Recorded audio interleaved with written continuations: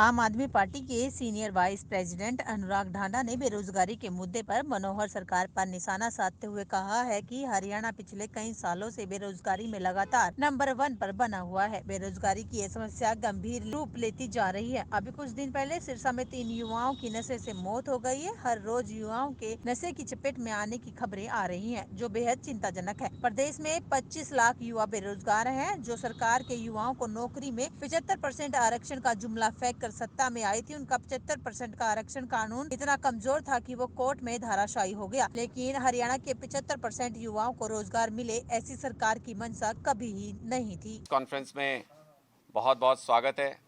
मेरे साथ हमारे आज वरिष्ठ सहयोगी बीके कौशिक जी और पंचकुला के जिलाध्यक्ष रंजीत उप्पल जी मेरे साथ मौजूद हैं और एक महत्वपूर्ण विषय पर प्रेस कॉन्फ्रेंस करने के लिए आज हम सब यहाँ पर एकत्रित हुए हैं। आप सभी को सबसे पहले नव वर्ष की शुभकामनाएं। आज मकर संक्रांति है, उसकी बहुत बहुत शुभकामनाएं। और हरियाणा के सभी लोगों को मकर संक्रांति की बहुत बहुत शुभकामनाएं। आज जिस विषय पर हम ये प्रेस कॉन्फ्रेंस कर रहे हैं वो एक बहुत गंभीर विषय है। जैसा आप सबको पता है कि हरियाणा में बेरोजगारी दिन प्रतिदिन बढ़ती जा रही है और बेरोजगारी में हरियाणा लगातार कई सालों से नंबर 1 बना हुआ है पूरे देश के अंदर। हालत अब इस कदर खतरनाक हो गई है बेरोजगारी की कि सिरसा में मैंने 2-3 दिन पहले खबर सुनी कि 3 युवा नशे की चपेट में आकर 3 युवाओं की जान चली गई। और हर दूसरे दिन इस तरह की खबरें अब पूरे प्रदेश के अंदर सुनाई देने लगी हैं। ये कितना गंभीर हो सकता है इसका अंदाज़ा आप इसी बात से लगाइए कि 25 लाख युवा पूरे हरियाणा प्रदेश के अंदर बेरोजगार हैं। और जो सरकार 75% आरक्षण का जुमला कि हरियाणा के युवाओं को हरियाणा में मिलने वाली नौकरियों में 75% आरक्षण मिलेगा, जो सरकार ऐसा जुमला फेंक करके सत्ता में आई, जिन लोगों के सहारे आई, उन्होंने पहले तो 75% का कानून इतना हल्का बनाया कि वो कोर्ट के अंदर धराशायी हो गया, वो जुडिशियल स्क्रूटनी को झेल नहीं सका। लेकिन क्या वाकई सरकार की 75% हरियाणा के युवाओं को रोजगार देने की मंशा कभी रही है? इस मंशा पर भी सवालिया निशान खड़ा होता है।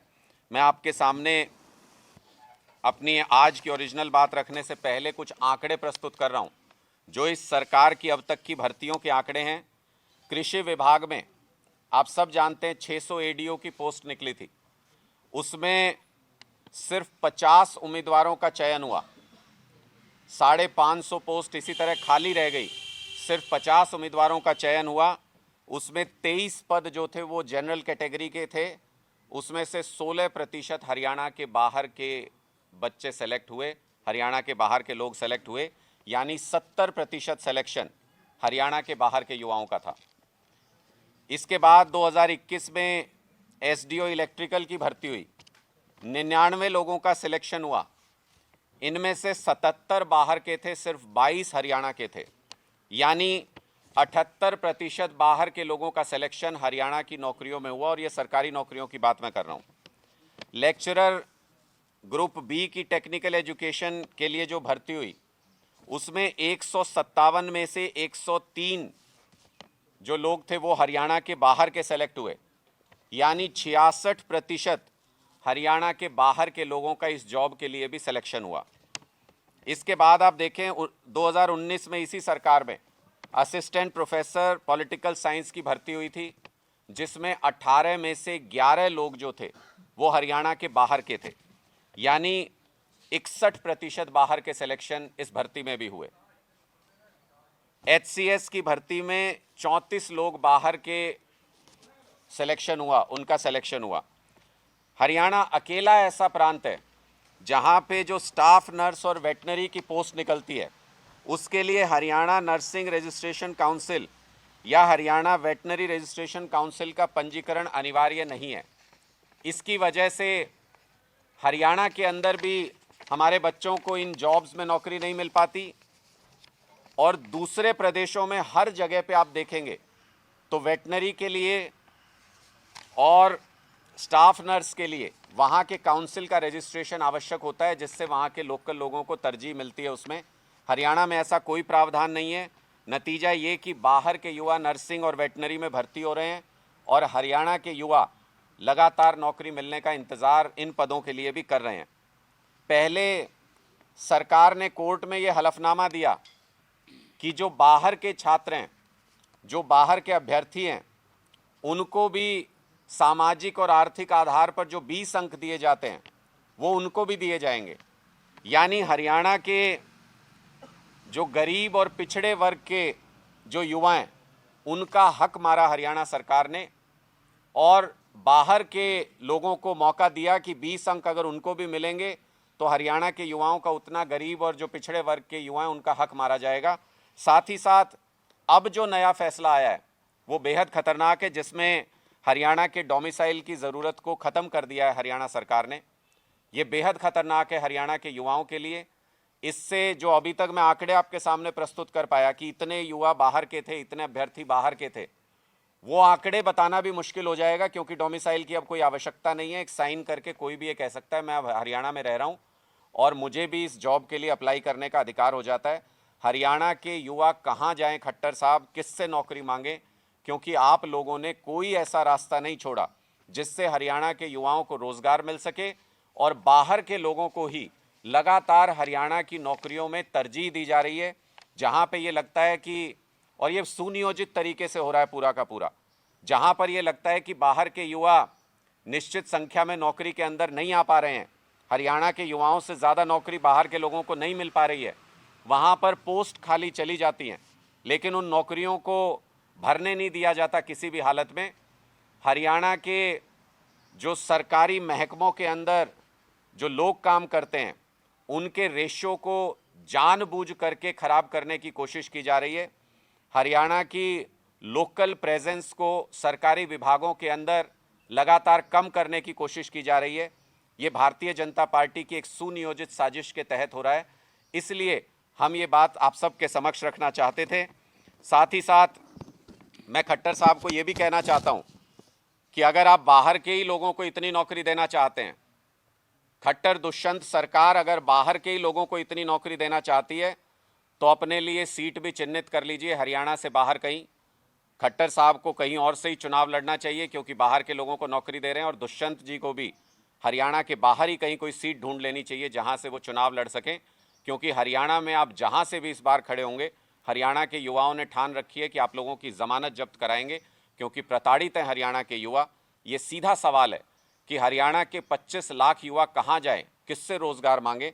पिछला पूरा एक साल निकल गया, शायद ही कोई भर्ती अपने मुकाम तक पहुंच पाई। 40 से ज़्यादा पेपर इस सरकार में लीक हुए हैं, बार बार पेपर लीक होते हैं। उसके बाद कई पोस्टिंग्स ऐसी हैं जिनके लेटर देने के बाद भी ज्वाइनिंग नहीं कराई गई, एडवर्टीजमेंट कैंसिल कर दी जाती है कभी।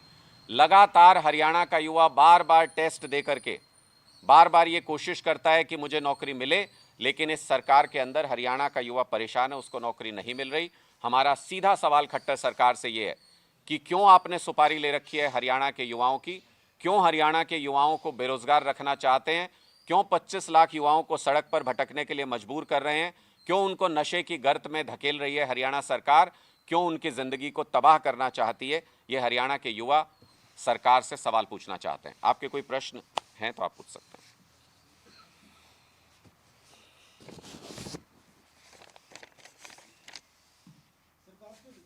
इसके अलावा कोई पेपर लीक नहीं हुआ है, और भर्तियों की जो बात है, पिछली सरकार से दोगुने से ज्यादा भर्तियां सरकार अब तक कर चुकी है, और सीएम ने कल ये भी कहा था कि अगले 2 महीने में 60,000 भर्ती की जाएंगी।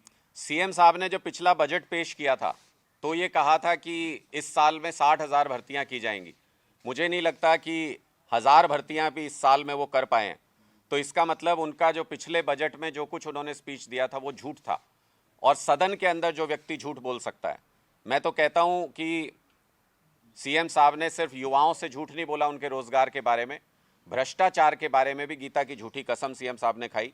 हम बार बार ये कहते हैं, जब उन्होंने एक पुराना महाभारत का एक प्रकरण है जिसमें ये कहा गया था कि अश्वत्थामा हतो इति, लेकिन मंद आवाज में उसके बाद कहा गया नरो व कुंजरो वा, कि वो मनुष्य है या पशु है मुझे मालूम नहीं है। ऐसे ही खट्टर साहब ने भी जब गीता की कसम खाई विधानसभा के अंदर, तो मुझे लगता है उन्होंने कहा कि मैं गीता की कसम खाता हूं कि एक भी भ्रष्टाचारी को बख्शेंगे नहीं। उसके बाद मंदी आवाज़ में शायद ये भी बोला था कि सबको अच्छी अच्छी पोस्टिंग देंगे।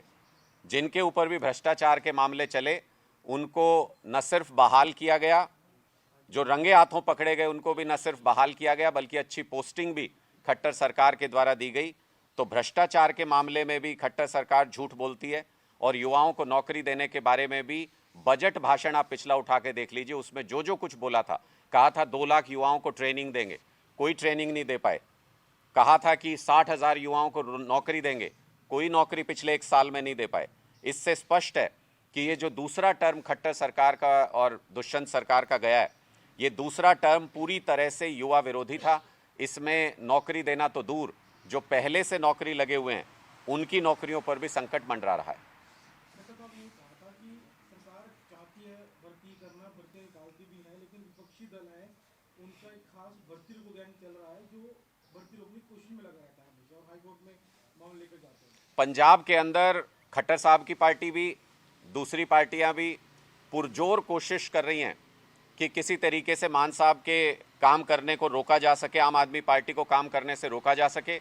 लेकिन हमने साल भर के समय में ही 40,000 नई नौकरियां पंजाब के अंदर दी हैं।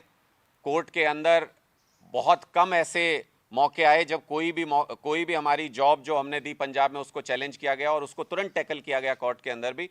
कोई कमी अगर आप छोड़ेंगे भर्ती प्रक्रिया में तो निश्चित तौर पर युवा अपने साथ होने वाले अन्याय के खिलाफ कोर्ट में जाएंगे। इसका मतलब आपकी भर्ती प्रक्रिया पूरी तरह से सही नहीं है, उसके अंदर बहुत सारी कमियां हैं, उसके अंदर बहुत सारे पेच हैं जिनकी वजह से वो बार बार कोर्ट में जाकर के अटक जाती है। कभी पेपर लीक हो जाता है, कभी कोर्ट में चले जाते हैं। हमारा कहने का मतलब ये है कि युवाओं के हाथ आज भी खाली हैं, युवाओं को कुछ नहीं मिलता है। और जहां पर नौकरियों के अंदर हरियाणा में सिलेक्शन हुए, मैंने आपको पढ़ के बताया किस तरीके से किसी जॉब में 70% बाहरी उम्मीदवार हैं, किसी जॉब में 78% बाहरी उम्मीदवार हैं, किसी में 66%, किसी में 61%। अगर बाहर के ही युवाओं को नौकरी देनी है तो फिर वो जो 75% हरियाणा के युवाओं को नौकरी देने का जो जुमला था, आप स्वीकार कीजिए जनता के सामने कि वो झूठ था, वो जुमला था।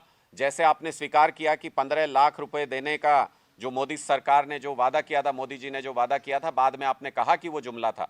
तो ये भी स्वीकार कीजिए कि हरियाणा के युवाओं को नौकरी देने का जो आपका वादा था वो सिर्फ एक जुमला था।